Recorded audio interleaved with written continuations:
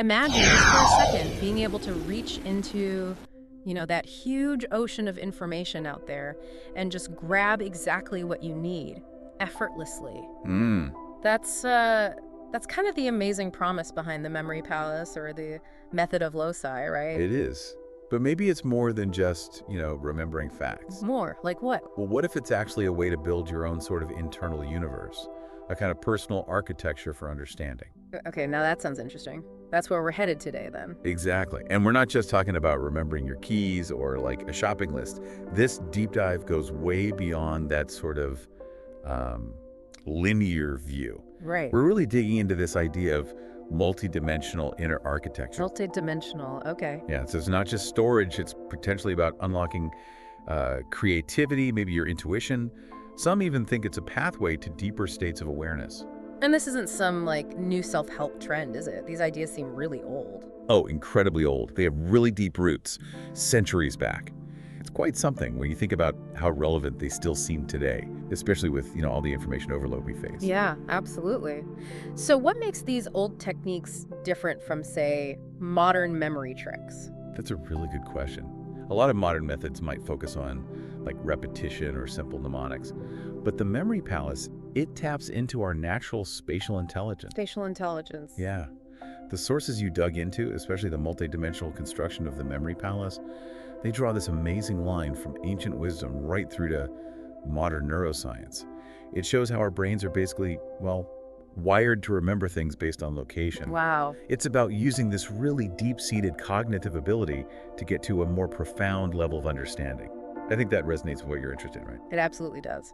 Okay, so our mission for this deep dive then is pull out the most interesting and maybe the most useful insights from this material. Exactly. Yeah. You want everyone listening to grasp, not just the mechanics, how it works, but also the history, which is fascinating. And crucially, how you listening can actually use these more advanced ideas, how you can integrate them to really boost your thinking and understanding. Precisely. Okay, let's get into it. Where did this whole thing even start? What are the origins? Okay, so to really get the foundations, we got to go back, way back. 5th century BCE, Greece. Ancient Greece. Okay. Yeah. Picture this scene. A big banquet, lots of guests. The poet, Simonides, he gets called away for a moment. Yeah. And just then, disaster. The roof collapses. Oh, wow. Terrible. Yeah, awful. And the bodies were unrecognizable afterwards. But Simonides, because he'd been there moments before, he can remember exactly where everyone had been sitting. Just based on their location. Exactly. And that tragic event, legend says, that was the spark, the insight that memory is powerfully tied to location. A grim but really powerful origin story. So the key thing Simonides realized was that connection, memory and physical space. That's the core idea. And it wasn't just him. Later, Roman rhetoricians think Cicero, Quintilian de Brett, they really systematized it. Systematized how? They formalized this house of memory idea. It became like an essential tool for public speakers. Imagine these guys holding entire long speeches in their heads. Just by walking through a mental house. Yeah, mentally walking through the rooms of their memory palace. Each spot, each locus, triggers the next point in their speech. It was fundamental to classical education. Holding a whole speech like that, it's almost hard to picture. So the Romans turned it from a survival insight into a practical tool for speaking. Highly developed tool, yeah. What happened then? Did it just fade away after Rome? No, not at all. Actually, the art of memory really flourished in the Middle Ages, especially in monasteries. Monks used it. For what? Memorizing huge amounts of religious text, the Bible, theological points, arguments, and the imagery they used often got really symbolic. Symbolic how? Like, they might picture the 7 deadly sins down in a fiery hell section of their palace, or virtues up in heavenly rooms. The key thing here is, it wasn't just about rote learning. It helped them internalize and really understand complex religious and moral ideas. Ah, okay. So it's deepening the engagement, not just memorizing words. Exactly. Then you get to the Renaissance, and there's this huge revival of interest. Like who? Well, thinkers like Giulio Camillo. He had this incredibly ambitious idea for a theater of memory, basically a mental structure to hold all human knowledge. All knowledge, wow. Yeah, and then you have figures like Giordano Bruno. He took it even further, mixing memory techniques with magic, astrology, hermeticism, this blend of ancient mystical ideas. So it went from speeches to religious texts to the entire cosmos. Pretty much. The perceived potential of the memory palace just kept expanding. It wasn't just for remembering anymore, it was becoming a tool to understand the universe itself. That's a huge shift in purpose. What drove that? And was this just a Western thing? Or did similar ideas pop up elsewhere? Great question. And the sources suggest, yeah, similar techniques did show up in the East. Really? Like what? Think about the mandala in Tibetan Buddhism. It's beautiful, sure, but it's also a complex tool for meditation and for memorizing teachings, rituals, really intricate stuff. Okay, yeah, I can see that. And in China, there was something called the palace memory method.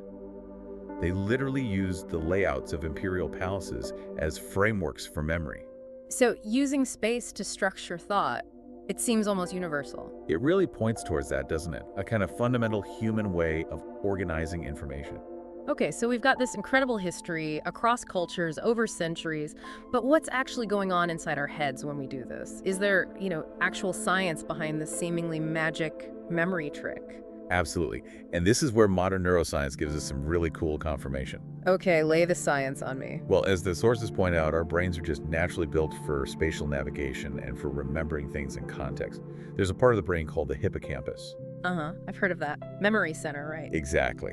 Crucial for memory formation, but also vital for spatial stuff, knowing where you are, finding your way. And there was a Nobel Prize related to this? Yes. Back in 2014, it was for discovering place cells and grid cells.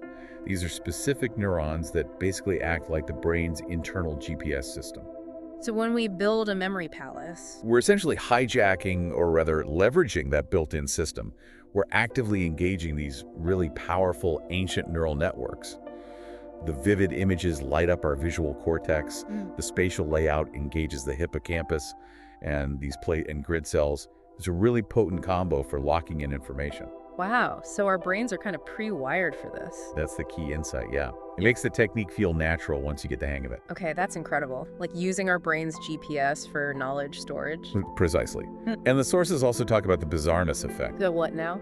The bizarreness effect. Basically, we remember things much better if they're weird, unusual, or emotionally charged. Ah, okay, that makes sense. Yeah, that's why memory palace users are told to create really vivid, sometimes totally absurd images.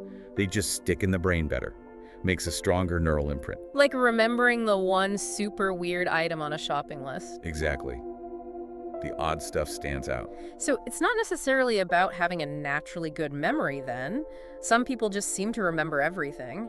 Well, here's the really encouraging part from the research.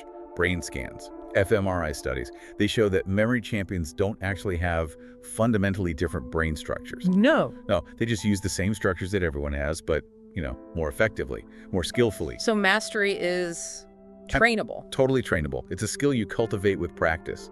It's about learning to harness your brain's natural spatial abilities in a focused way. That is fantastic news. Means it's potentially accessible to anyone. Okay, so we've got the history, the neuroscience. Now this multidimensionality thing, that sounds like taking it up a notch. How do we go beyond just like a mental walk through one house? Right, okay. Think bigger, think layers. A traditional palace might be like one building, one path. Multidimensional is more like a virtual city. You could have a main building for a whole subject, say science. Inside, different rooms for physics, chemistry, biology. Okay. And maybe those rooms have doors leading to other smaller spaces for specific topics within chemistry, for instance. It allows for much more complex, flexible organization. So instead of just walking down one mental street, I could be like flying over my whole knowledge city, then zooming into one district, one building, one room. Exactly. That layering gives you incredible flexibility.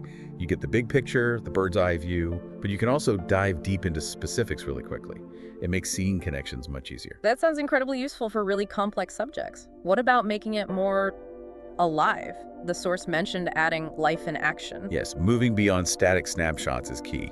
Don't just picture an image representing a concept. Try to imagine it as like a little scene playing out, an animation. An example. Okay, say you're learning a chemical reaction. Don't just picture the molecules sitting there. Visualize them actually bumping into each other, reacting, changing, maybe making little sounds or flashes of light in your mental lab. Ah, like a mini movie in my head. Exactly. That active engagement, experiencing it, creates richer connections in the brain. It deepens understanding, not just recall. So I'm not just looking at the info, I'm sort of interacting with it in my mind. Precisely. And the source really hammers home engaging all the senses too. Right, not just visuals. So sounds, smells, textures. How does that work? Well, think about your own memories. Often the strongest ones have sensory triggers, right? A smell, a sound. Yeah, definitely. So consciously add those layers to your palace images. If you're remembering a historical event, try to imagine the sounds, the smells, maybe the feel of the air or the clothes. Neuroscience backs this up. Multi-sensory input activates more brain regions, making memories stronger. Makes sense. Making the mental experience as rich and real as possible. Okay, this is getting really layered. The source even mentioned emotional and energetic anchors. That sounds a bit abstract. It does, yeah, but it's a powerful, advanced idea. Imagine deliberately associating certain feelings or energy states with specific areas in your palace. Like? Maybe you create a calm, focused library space for deep study, or an energetic, vibrant workshop for brainstorming. Then, when you mentally go to that space, you consciously tap into that associated feeling. So you're using the palace not just to store info, but to actually shift your own mental or emotional state for the task at hand. Exactly. It's about consciously using the inner architecture to influence your state of mind. Pretty profound, isn't it? That really is. Okay, this all sounds amazing in theory, but practically speaking, how do we actually start building this? What are the steps? Right, the practical side. The source breaks it down nicely into about 4 phases. Phase 1 is just laying the groundwork. Okay, step 1. Choose your space. And crucially, start with somewhere real that you know inside and out. Your home, your commute, your office. Familiarity is key because you need to navigate it mentally without thinking. Got it. Use a place I already know well. And start simple.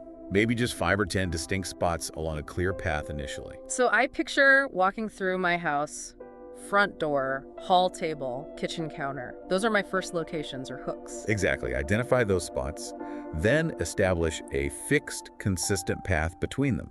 Always walk it the same way in your mind, clockwise or front to back, whatever feels natural. Consistency is vital for retrieval later. Okay, clear path through familiar spots. Front door, coat rack, living room window, I can picture that. What's next for the foundation? No, enrich those spots. Make them vivid. Don't just think bookshelf. Really see it. The color, the wood grain, the way the light hits it, maybe even a faint smell. More sensory detail, the stronger the hook. So not just sofa, but my lumpy blue velvet sofa feels soft, has that one ink stain, smells faintly of coffee. Perfect. That level of detail. And the first practice task is just that. Close your eyes, mentally walk your path, really focusing on each location and its sensory details. Do it until it feels completely automatic. That's your foundation. Got it. Familiar space, clear path, sensory details. Phase 1, done. Now phase 2 must be putting the knowledge in there, encoding. Exactly. Now the transformation happens. Yeah. You take the info you want to remember and turn it into images. But not just any images. They need to be vivid, unusual, maybe emotional. Bizarreness effect again. Right. The source lists principles. Make it concrete, not abstract. Yeah. Unique, bizarre, emotionally loaded if you can, and dynamic. Give it action. Concrete, unique, emotional, dynamic. Okay, so if I want to remember, say, the French Revolution was in 1789. I shouldn't just picture the date. No way. Boring. Yeah. Instead, maybe picture a very French-looking frog. France concrete, maybe a bit bizarre. Furiously knitting 17 giant socks while balancing on an 89-shaped tightrope. 89 dynamic, unique. Maybe the frog looks really stressed. A stressed frog knitting 17 socks on an 89 tightrope. Okay, that's memorable. Once I have that crazy image, what do I do? You place it at one of your locations. Stick it right there and make it interact. Maybe the knitting frog is balancing on your front door handle or swinging from the coat rack. Create a strong link between the image and the spot. Interact. And generally stick to one main image or a small connected group per location. Don't clutter them up. One bizarre frog per spot. Got it. What about remembering sequences or how different facts relate? Ah, now you build connections between the locations. Link the images. Maybe the frog drops a knitting needle and it rolls down the hall and hits the image you place at the next spot. Create a little story, a narrative that flows along your path. Like a surreal mini-movie playing out as I walk through my mental house. Exactly. The crazier the story sometimes, the better it sticks. And the practice task for this phase. Start simple. Try storing your grocery list. Vivid images for each item placed along your path. Then maybe try key points for a meeting. Okay, groceries first, phase 2. Encode weird images, place them, link them. Now phase 3.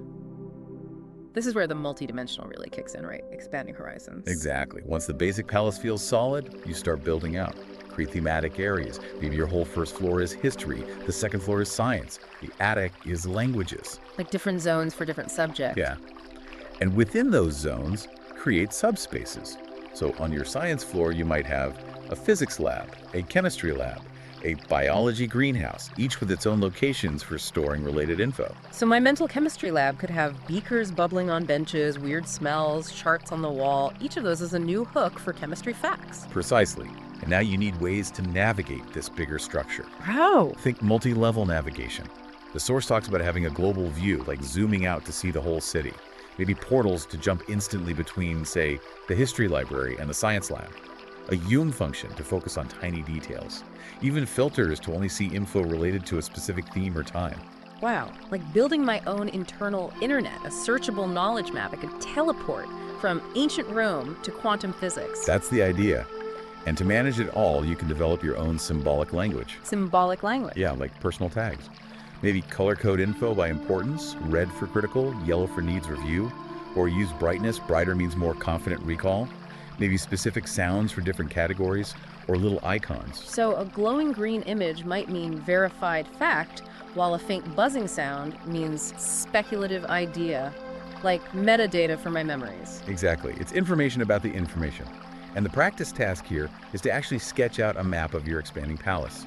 Plan your zones. Try creating maybe 3 specialized areas and start storing info in one, practicing moving between them. Okay, this is getting seriously cool. Designing my own knowledge architecture. Phase 3. Themes, navigation, symbols, what's left. Phase 4. Unleashing advanced potential. Sounds intense. This is where it gets really creative, pushing the boundaries. One idea is adding time layers. Time layers. Okay.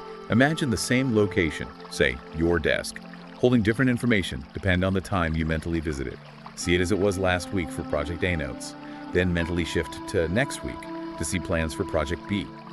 Great for tracking changes or history. So my mental office could shift its contents based on the date I access it.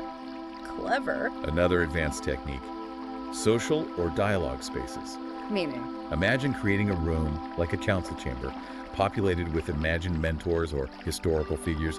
You could mentally consult them, debating ideas from different perspectives, like an internal think tank. Like having Socrates or Einstein on speed dial in my head.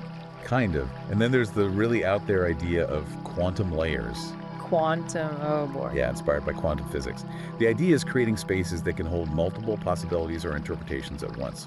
Useful for brainstorming or dealing with uncertainty, where different ideas can just coexist without judgment for a while. A mental space for holding multiple potential answers side by side.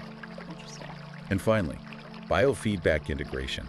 Becoming aware of your body's signals, breathing, heart rate as you navigate your palace.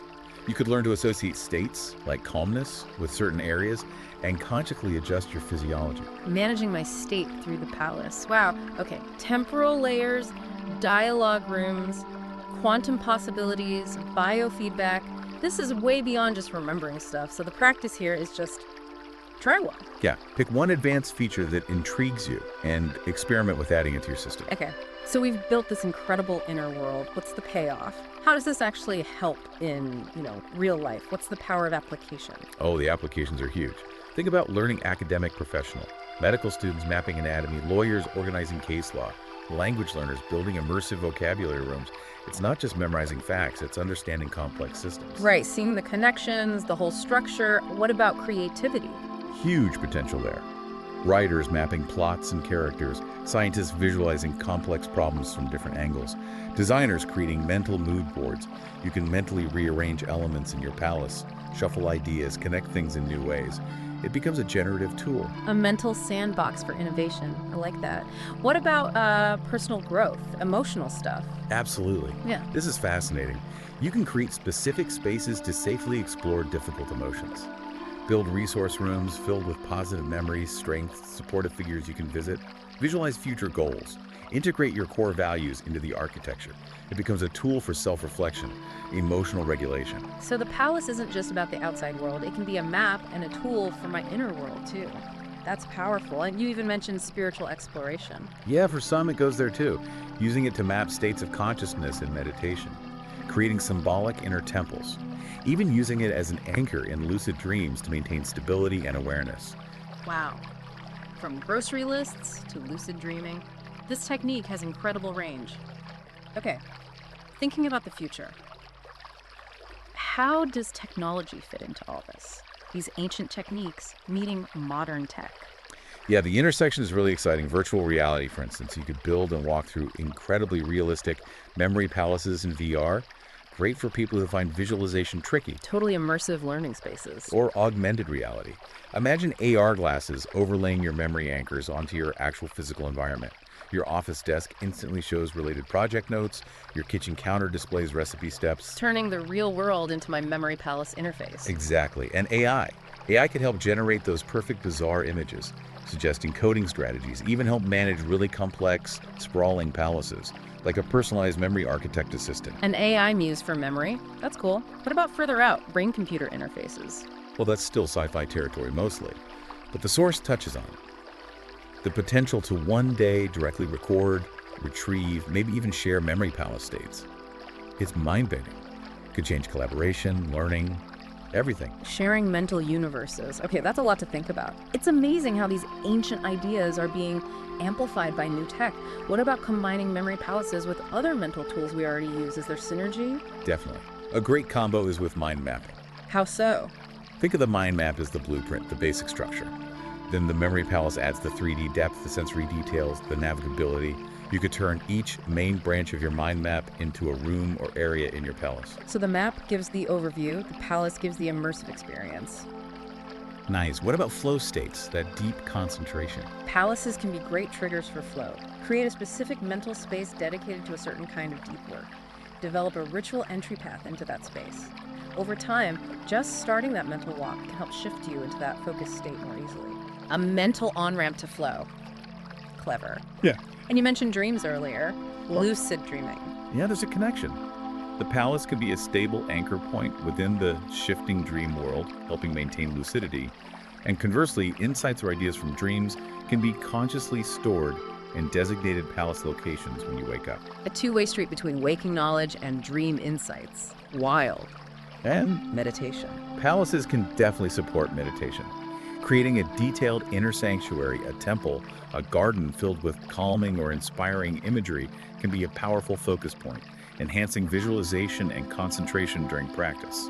This has been, honestly, an incredible journey through this whole concept. So just to wrap up, the big takeaway is memory palaces, especially these multidimensional ones, are way more than just memory aids. Much more. There are systems for inner navigation, for boosting learning, sparking creativity, even for self-discovery and growth. It feels like a way to really take control of your own thinking, your own cognitive landscape. Exactly. You're consciously constructing your inner universe. You're taking the reins of how you learn, think, understand. It's incredibly empowering when you think about it. So for everyone listening, maybe think of this as an invitation. Start building.